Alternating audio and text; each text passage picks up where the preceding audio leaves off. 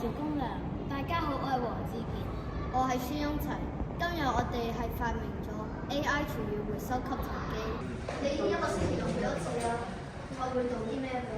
我一個星期大約會3至4次到啦。咁每次做嘅嘢都係一啲平時日常早餐、午餐、晚餐食剩嘅菜啊、飯啊，或者其他肉類嘅食物咯。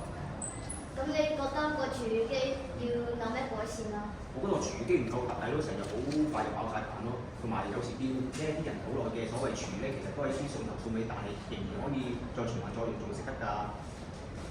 哦，唔該晒。所以我哋發明咗呢個擁有4大功能嘅產品去解決以上嘅問題。首先，第一個功能就係透過 AI 鏡頭辨識，先將一啲比較大嘅骨頭同埋比較細嘅菜分開。骨頭會分去第2個垃圾桶，而其他嘅垃圾廚餘呢，就會喺垃圾桶嘅另一邊開始第2個功能。透過磨碎功能將食物打成泥。